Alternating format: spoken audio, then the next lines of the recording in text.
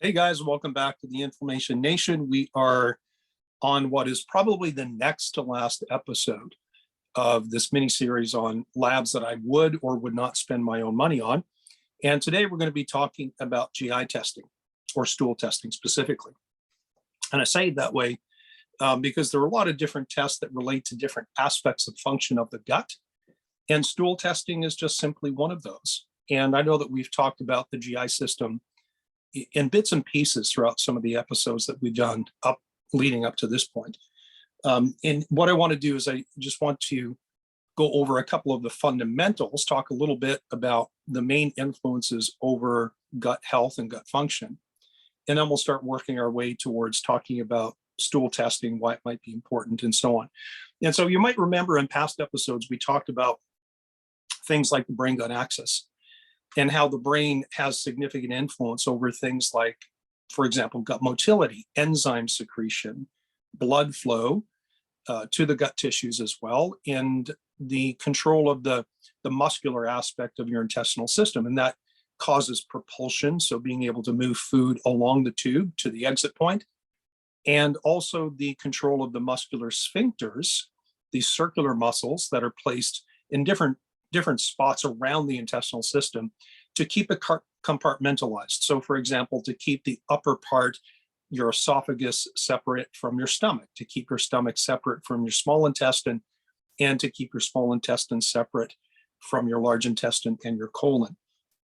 And as long as you have a healthy brain and that communication process is working well, then we tend to have better gut function. And even though the gut has its own internal neurological system called the enteric nervous system, we know that if we sever or interfere with the connection between the brain and the gut, then the gut doesn't function as well as if the brain is intact. And so we see a lot of gut issues related to situations where we might have traumatic brain injury or concussion. We see it in states of neurodegeneration, and we see it in states of neurodevelopmental delay. But the brain-gut axis is, even though it is a significant contributor to gut health and gut functionality, it's not the only thing. We also have influences from the thyroid system. And more importantly, well, perhaps not more importantly, equally as important, we have influences that come from the internal gut environment itself, like what's going on inside the gut. And that's really where doing things like stool testing comes into play. But while we tend to think of, well, let me ask you this, just kind of in your own mind, if I say to you, what does the gut do? What's your first thought? Chances are your first thought is, well, it's where I digest my food, which is certainly true, but your gut is far more than simply a digestive organ. It's not just where we make enzymes and break up our food and derive both macro and micronutrients from our diet. It is where we house about 70% or so of our gut-based immune system, or of the immune system, which is gut-based.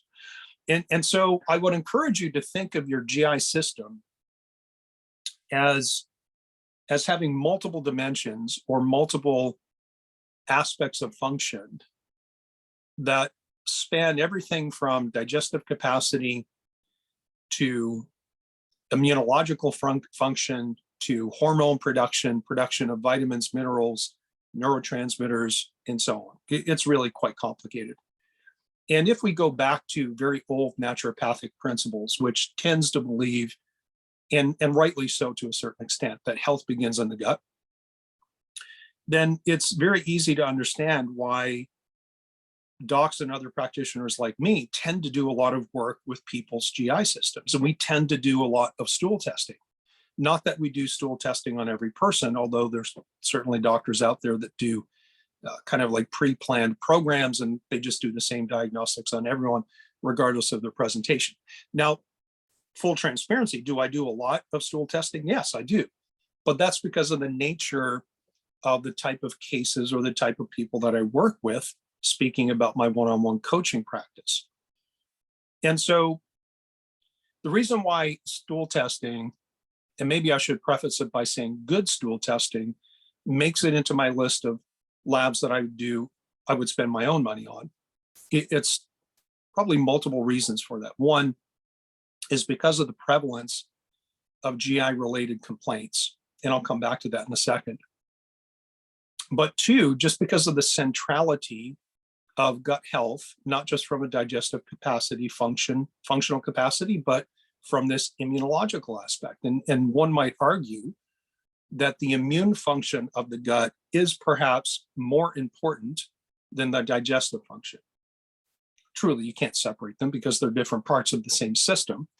But if I have a client who maybe has some malabsorption and maybe poor digestive capacity, and they're not getting as much out of their food as they otherwise think they should, but they don't have any gut-based immune dysregulation, compared to someone who maybe digests things and draws nutrients out properly, but has a gut-based immune dysfunction, then the person with the gut-based immune dysfunction is always going to be less healthy than the person whose gut-based immune system is working well, even though the digestive capacity may be different. And that just is simply reality. I mean, just the immune system is a major communication system in between the brain, the hormones, and the immune system itself. And it's part of how we control and coordinate our major super systems. And again, I might refer you back to, it was probably the first or the second episode I did, where I talked about the neuroendocrine immune super system and how that controls all aspects of human function and human health and well-being. And the gut just happens to be a big player within the context of that. And so when you look at the human frame, it is a super system made up of systems which have subsystems, and they're all connected together. And this is one of the challenges that we're faced with in conventional healthcare, or any type of healthcare practitioner who is poorly trained in the integrated nature of the human body. And unfortunately, basic medical school, even my own background in terms of chiropractic school, even though we did have a generally integrated approach to learning anatomy and physiology, it certainly pales in comparison to what I've come to understand through my own study and professional training in the 25, almost 30 years since I've been in practice. Bottom line is this, is that docs in general tend to be poorly trained in how wellness works and how the human body works as an integrated whole. And once we get into practice, we have a tendency to develop certain ways of doing things, and we tend to do it that way all the time with everyone we see, just because it becomes easy for us. It's what we know. But every once in a while, you get someone who needs a different way of thinking, a different way of looking at health and wellness, and figuring out where you've lost your wellness and how to get that back. And the gut is quite often a player in that realm. Now, let me go back to something I said before about the prevalence of GI complaints in general population. And certainly, if I do just kind of a quick mental survey and just recall clients that I've worked with over the last decade or so, almost all of them have something going on in their gut that is part of their presenting complaints. But I will tell you that if you have the mindset that in order for you to do something like a good stool test or any type of GI testing, that you have to have GI complaints, the answer is really you don't. And I say that for a couple of reasons. Number one, it is completely possible for you to have infections in your gut, or to have something, say, leaky gut, which we don't test that on a stool test. That's more of a tier 2 test, which we'll probably get to at some point. But let me rephrase it, or let me state some facts. The most common infectious disease in the world is a bacteria called H. pylori, Helicobacter pylori. At any given moment of time, about half of the world's population has H. pylori in their gut. In fact, at this point, we consider H. pylori to be a common, if not normal, inhabitant of healthy guts, but not unhealthy guts. I mean, quite often we have H. pylori present, but the issue is not necessarily whether H. pylori is there. It's whether or not our gut is healthy enough to keep control and containment of that, or if we have an overgrowth of H. pylori, particularly of a type of species that can produce any number of different toxins that H. pylori is capable of producing. But this is not a talk about H. pylori, even though it's a topic of interest because it's quite common. The bottom line is this, is that if we look at the statistics, there's a 50% chance that you have H. pylori in your gut. And if you have what we might consider an overgrowth, or let's call it an infection with H. pylori, 80% of the time, 80% of the time, you're going to be asymptomatic, meaning you're going to have this overgrowth or this infection, and you're not going to know about it. And that's a real problem, because in the short term, that might not be all that problematic. But in the long run, what we know with these long-running chronic silent H. pylori infections is that they have a very high degree of correlation to things like inflammatory bowel diseases, and even worse, things like gastric carcinoma or stomach cancer. And so just because an infection is silent or not creating symptoms doesn't mean you let it alone. And unfortunately, there's a large part of the conventional medical system right now, or a large contingent, that says, hey, if you have H. pylori but you don't have any symptoms, we're not going to treat it. Not that the medical treatment of this is very successful, because it's not. That's just, again, cold hard facts. In fact, the medical treatment of H. pylori is typically a triple drug cocktail, where you have a couple of antibiotics and then a proton pump inhibitor to suppress the production of stomach acid. Quite often, people with H. pylori who are symptomatic have things like acid reflux as part of the problem. Again, another conversation perhaps for a different day, because I want to talk not just about H. pylori, but about gut health in general, and then stool testing. So back to this idea that you don't have to have gut symptoms to think it's worthwhile, or to conclude that it's worthwhile to do a stool test. And I wholeheartedly embrace that. Part of the reason, again, for that is that there are some infections that do alter your physiology and change what happens in your gut, but they do not produce symptoms, at least not symptoms that we would connect to, oh gosh, I've got an infection in my gut, I better get a stool test done. But the other part of this is that sometimes people are infected, whether it's H. pylori or any number of other bacteria or fungal species or parasitic species or gut viruses. There are a lot of people who have these issues who have learned over time to constrain their diet and lifestyle choices around their dysfunction to the point where their guts are asymptomatic, but they're still infected. And actually, probably the best way to illustrate this is like a client story.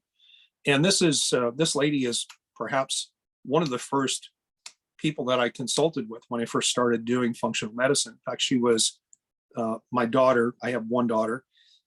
One of her friend's mothers started talking to me in the gym one day about some issues, and turns out that she had recently gone to Mayo Clinic with complaints of fatigue and pain and a whole bunch of other things. And basically at the end of their evaluation, she was told, hey, you've got fibromyalgia. We don't know what causes it. Nobody can help you. Go home and live your best life, which of course is not very helpful at all, particularly when that comes from what many deem to be some of the best doctors in the world, which I might disagree with that for many different reasons. But again, different topic for a different day. So anyways, we went through some basic evaluation. She filled out an intake form for me. We did some blood work. I believe we did a saliva test to check her adrenals. We found some things related to blood sugar and adrenals that could explain a lot of her fatigue.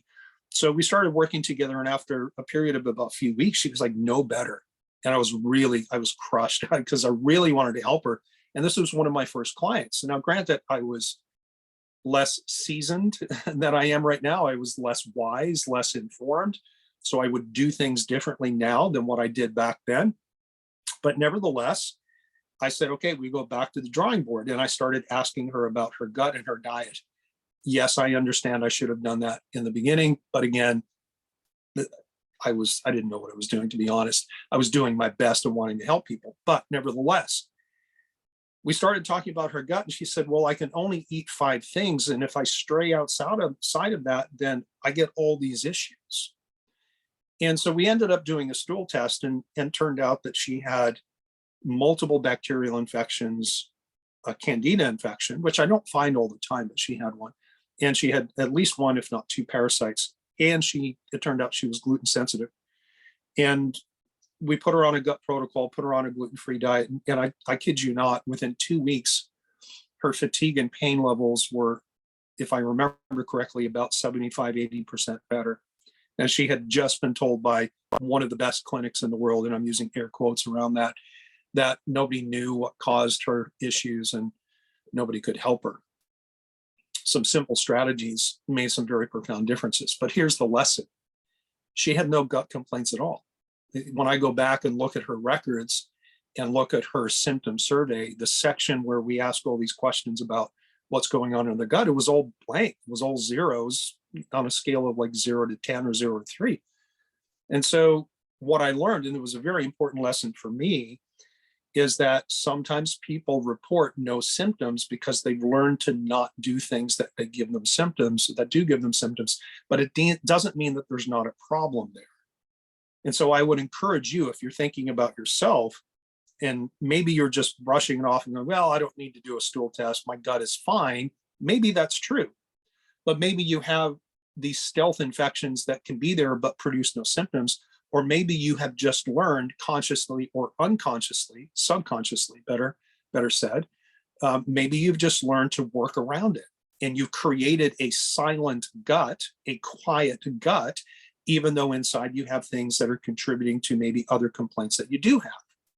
And so the presence or the absence of gut symptomatology is not the best guide to determine whether or not you should or should not do stool testing.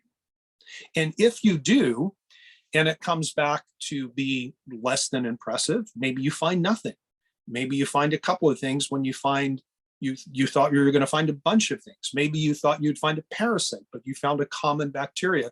There's any number of different combinations and permutations of test results. But I guarantee you, and we'll probably save this conversation for the next episode, that if you do a stool test, and this is a note also for any healthcare practitioners who might be listening, because I do have a lot of doctors and other healthcare practitioners that listen on the podcast here. If you do a stool sample on somebody and you get a test report back and you're looking at what's printed on the paper, and let's just assume that you've chosen a reputable lab that uses good technology, that test represents the absolute best case scenario. And there's a high probability that things are actually worse than what the lab has been able to detect. And the reason for this is based on something called biofilm. And we're gonna save that for another episode, just simply because I could probably talk for a few hours just on the topic of biofilm itself, which now is all over the research. But 15 years ago, when I first stumbled upon some of the rare articles that were published initially about the presence of biofilm and their role in chronic gut infections and gut health, hardly anybody knew about it. In fact, if I think back about 12 years, 15 years or so, when I first started dealing with biofilm in my own practice with my own clients, and I started sharing this in the seminars that I was teaching around the country, if I said, hey, who here has heard of biofilm? Nobody put up their hand. And in fact, I was just about a month and a half ago, I was in San Francisco teaching a seminar about 45 doctors.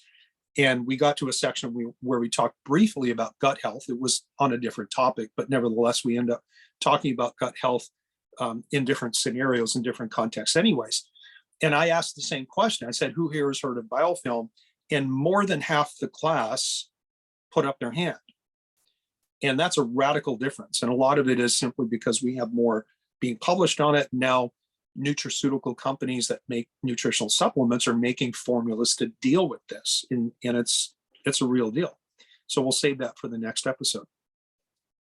Let me just talk briefly about some of the testing technology and some of the changes that's happened, because there are many different companies out there that are happy to take your money and send you a report. Some technologies are a little bit more accurate than others, and there are some challenges in finding things that are in there. Like back in the early days, before we actually had the availability of things like DNA-based or PCR testing. You're probably familiar with PCR testing just because of what's been going on with coronavirus and coronavirus testing. But nevertheless, that kind of testing was not available for gut pathogens or commensal organisms up until, say, the last 15 years.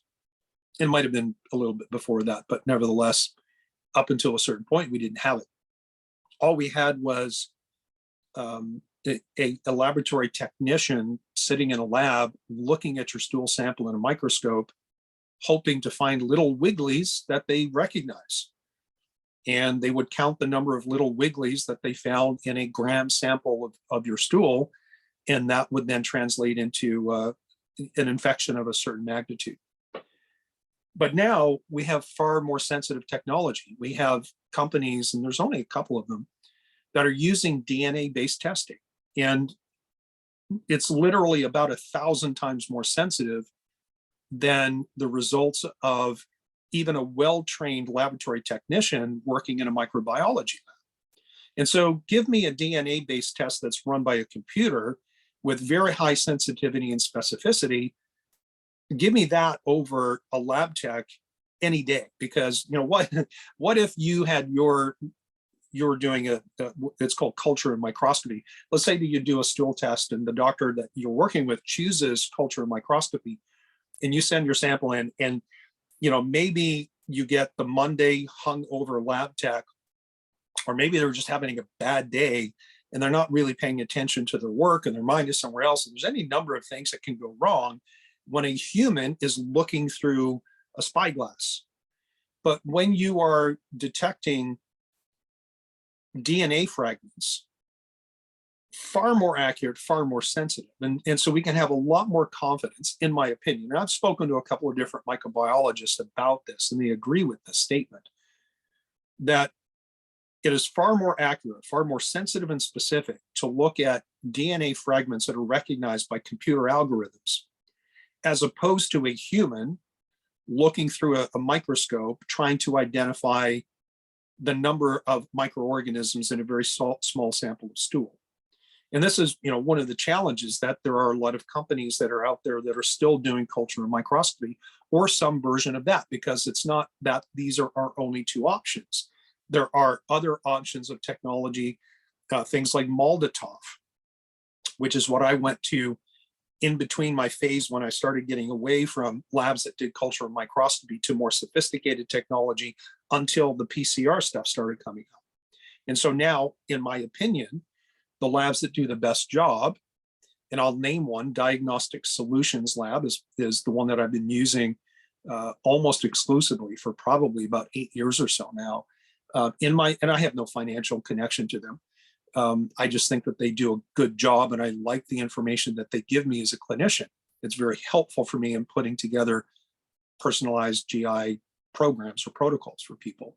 But nevertheless, the DNA PCR-based testing, which is relatively new in the history of microbiology, not new in the sense of last year, but talking about the last decade or two, the DNA testing, I believe, has revolutionized the testing field and the testing world, and it allows us to check for things and get results that are accurate, reliable, reproducible, and repeatable, so we can trust them, which is why I like to use labs that are at the cutting edge of technology.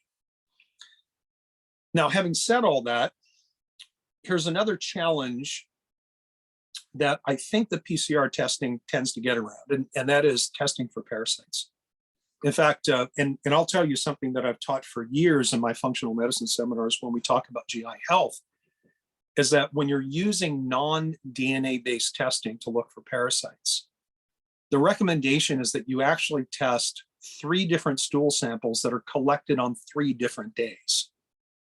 And to make matters worse, and the reason for that is because parasites have a 30-day life cycle where they go into an egg form and then they hatch and become an adult. And so if you do a single stool sample, you might find a handful of, let's call them adults, that show up in your stool. Well, there's probably a whole bunch of babies in egg form that haven't hatched yet. And 30 days later, you get a whole new crop, if you will, of parasites coming out into the gut, which is, kind of a little bit weird to think about or to talk about, but that's the reality.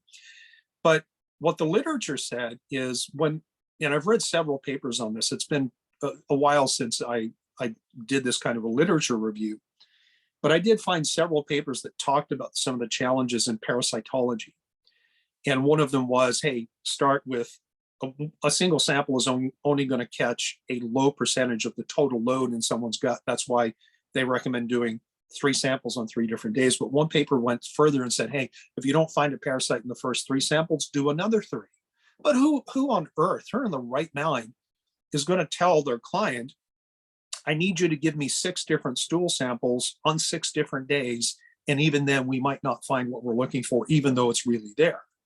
This is one of the reasons why I do prefer the PCR testing, because it doesn't matter if we're dealing with parasites in the adult form or if they're in eggs and they're incubating, the DNA fragments will be there, and the protocols and the algorithms can pick them up. And so we can get away with getting a ton of accurate and reliable information just by going with a single sample collection, which is a lot easier for my clients to collect at home. And it's just easier and it's more accurate. So win-win. All right, so I'm going to leave it there for right now, and join me again in the next episode. We'll finish this off talking about stool testing. We'll talk a little bit about biofilm, what it is, why it's important to understand it, whether or not we can test for it, and we'll probably sprinkle in a little bit of discussion about leaky gut as well. And I have a sneaking suspicion this is just going to turn into a series on the gut, so I may as well just say it now. That's probably where we're going after this series is complete. Hey, as always, thanks for hanging out with me. Dr. Rand, out.